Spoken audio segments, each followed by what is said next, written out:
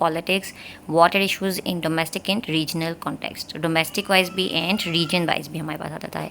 हाइड्रोपॉलिटिक्स क्या है? हाइड्रोपॉलिटिक्स में हमारे पास आ जाता है a systematic system of conflicts and corporation over water resources पे जो हमारी पॉलिटिक्स होती है वो हमारे पास हाइड्रोपॉलिटिक्स आ जाती है। Politics affected by the availability of water in water resources. Natural waterways हमारे पास आ जाते हैं, हमारे पास नेचुरली जो आ जाते हैं reverse, streams, tides, canals, drains, आप इसमें कुछ भी ऐड कर सकते हैं जो पॉलिटिकली जो नेचुरली आपके पास वाटरवेज हैं, ठीक है। It is a universal believe that water is shrinking but the demand is increasing due to the high population growth world wide. Sources of surface water हमारे पास क्या आ जाते हैं? Water has vital importance in all aspects. Proper food supply के लिए हमें water चाहिए होता है, quality of health and life चाहिए होती है। Main sources of surface water में हमारे पास क्या आ जाते हैं? इंडस रिवर, जितने भी हमारे 6 रिवर्स हैं आप उनके नाम लिख सकते हैं, ठीक है। वाटर इश्यूज इन पाकिस्तान में वाटर इश्यूज मेजरली क्या चल रहे हैं? एक तो पुअर मैनेजमेंट है, मटीरियली भी एंड पॉलिटिकली भी, ठीक है। इंटर प्रोविंशियल कॉन्फ्लिक्ट्स बता सकते हैं आप वाटर डिस्ट्रीब्यूशन के दरमियान में कि वाटर डिस्ट्रीब्यूशन की परसेंटेज के हिसाब से किसको ज़्यादा मिल रहा है, किसको कम मिल रहा है, ऐसे कॉन्फ्लिक्ट्स भी हैं। कंटामिनेशन ऑफ रिवर्स आ जाता है, lack of political will to deal with the crisis आ जाता है। क्राइसिस जो हमें पता चल जाते हैं उनके साथ डीलिंग करेंगे तो फिर ही हमारी प्रॉपर मैनेजमेंट होगी। पॉपुलेशन ग्रोथ एंड अर्बनाइजेशन आ जाता है हमारे पास। वाटर स्कार्सिटी आ जाता है, ह्यूज डिमांड आ जाती है कि पॉपुलेशन ज़्यादा हो जा रही है और हमारे पास वाटर की सप्लाई कम है। इम्पैक्ट्स ऑफ वाटर शॉर्टेज में हमारे पास क्या आ जाता है? लेस अवेलेबिलिटी, ठीक है। लेस अवेलेबिलिटी ऑफ वाटर से हमारे पास एक मेजर जो इशू है वो इलेक्ट्रिसिटी क्राइसिस होता है। क्रॉप्स जो हैं वो कम हो जाती हैं। अगर क्रॉप्स कम होंगी, शॉर्टेज ऑफ क्रॉप्स हो जाएगी तो हमारे पास एग्रीकल्चरल लॉस आएगा। इवन पाकिस्तान की काफ़ी इकोनॉमी जो है वो एग्रीकल्चर बेस पे है, या हमारी एग्रीकल्चर में जितनी भी क्रॉप्स हैं वो भी एक्सपोर्ट की जाती हैं, उस पे हमारा लॉस आ जाएगा, हमारा इकोनॉमिकल लॉस बन जाएगा। Low availability of water for industrial use भी हमारे पास जो वाटर यूज़ होता है वो भी हमारे पास कम हो रहा है। ये इम्पैक्ट्स ऑफ वाटर शॉर्टेजेस हैं, ठीक है। देन हमारे पास पाक इंडिया वाटर डिस्प्यूट। पाक इंडिया के दरमियान सबसे बड़ा एक मेजर इशू है, वाटर डिस्प्यूट है। पानी पे बहुत ज़्यादा इशू है कि इंडिया वालों ने पाकिस्तान का पानी काफ़ी जगहों से रोकना शुरू कर दिया है, डैम्स वगैरह बना लिए हैं। हम वो सबसे पहले इसकी थोड़ी सी हिस्ट्री डिस्कस कर लेंगे। 1947 में पाकिस्तान बनने के बाद जब 1948 में इंडिया वालों ने पाकिस्तान की वाटर सप्लाई बंद कर दी थी तो एक टेम्प्रेरी एग्रीमेंट हुआ था जिसकी बेस पे थोड़ा पानी की सहूलत हो गई थी पाकिस्तान को, लेकिन ये एक टेम्प्रेरी एग्रीमेंट था। फिर से काफ़ी ज़्यादा प्रॉब्लम्स आ रही थी तो पाकिस्तान वालों ने 1952 में अयूब खान के दौर में दोबारा से वर्ल्ड बैंक के थ्रू पाकिस्तान वो पानी वगैरह के लिए मसले हल करने के लिए कोशिश की थी, जो कि 1954 एंड 60 के दरमियान सारी नेगोशिएशंस हुई थी। लेकिन 1960 में फाइनली एक एग्रीमेंट साइन हुआ था, उसे कहते हैं इंडस वाटर ट्रीटी। IWT के नाम से भी आप लिख सकते हैं। इंडस वाटर ट्रीटी जो है एक ट्रीटी है, 1960 में प्रूफ हुई थी। उसके अकॉर्डिंग काफ़ी सारे रूल्स हैं वाटर डिस्ट्रीब्यूशन के, प्रोविंशियल बेस पे भी और पाकिस्तान और इंडिया के दरमियान भी ये वाटर डिस्प्यूट को ख़त्म करने के लिए ये ट्रीटी बनी थी। Proper division of rivers and canals between the two countries, जो western countries Indus, Jhelum and Chenab जो थे वो पाकिस्तान के अंडर आए थे, एंड जो ईस्टर्न रिवर्स थे रावी, ब्यास एंड सतलुज जो थे वो इंडिया में आए थे, ठीक है।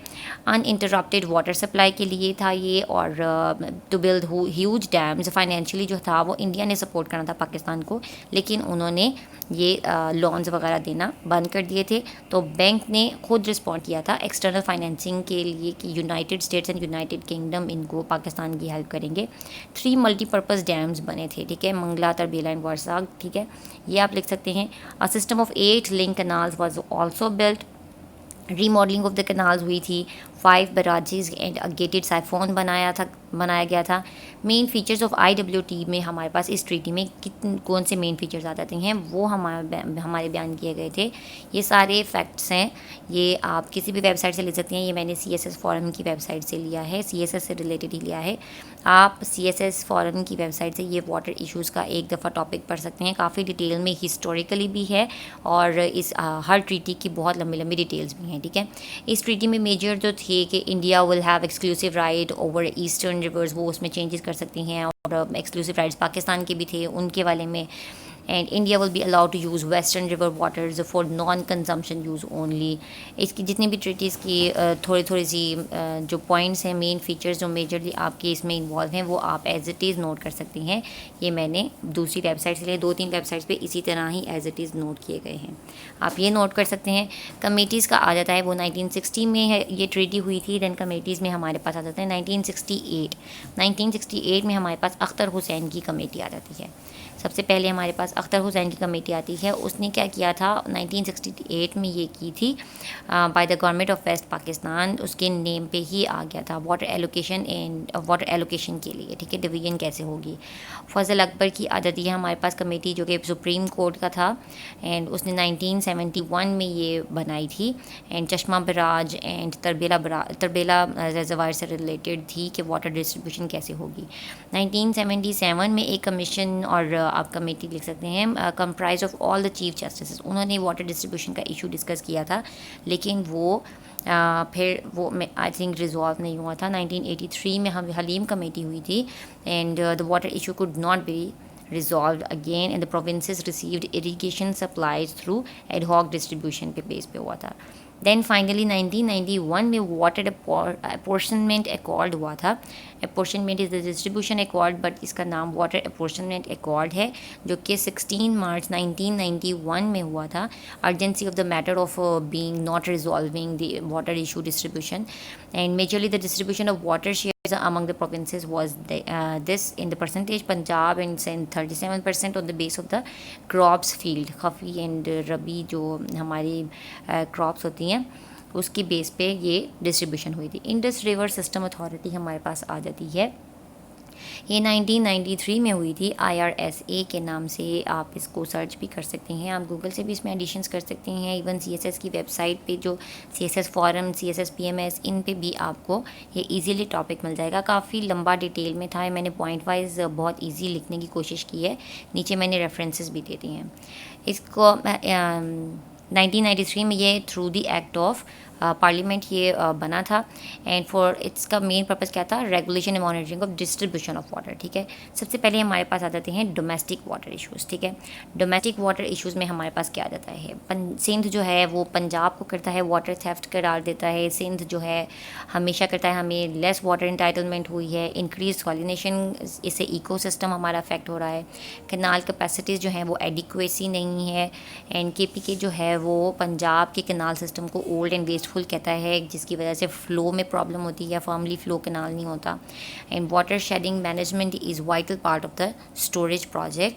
आपका वाटर शेड मैनेजमेंट भी बहुत अच्छे तरीके से मैनेज होने चाहिए, इसको इग्नोर नहीं करना चाहिए। ये सही से पता होगा कि किस में वाटर शेडिंग हो रही है, तो फिर ही हम वाटर मैनेजमेंट कंट्रोल कर सकते हैं, ठीक है। शेडिंग का पता होगा तो हम अपने वाटर को कंट्रोल कर सकते हैं, सेव कर सकते हैं, स्टोरेज कर सकते हैं। हम rapidly depletes the storage capacity of reservoirs, ठीक है।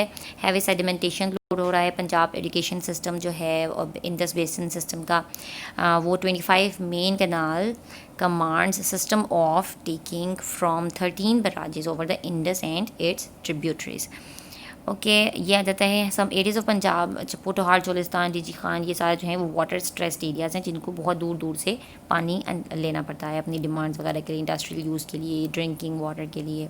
Water demanding is increasing, population is increasing, stress water का ज़्यादा हो जा रहा है, और वाटर सप्लाई जो है वो हमारे पास शॉर्टेज जा रही है। Huge wastage of water should be avoided by improve irrigation efficiency ज़्यादा करनी चाहिए, इम्प्लीमेंटिंग वाटर मैनेजमेंट सिस्टम अच्छा करना चाहिए, and water stressed no water scarcity इसकी ख़त्म करनी चाहिए दुनिया कंट्री से, ठीक है। रीजनल में हमारे पास वाटर इश्यूज़ में क्या आ जाता है, जो सबसे मेजर रीजनल जो है वो हमारे पास इंडिया का आ जाता है साथ, ठीक है।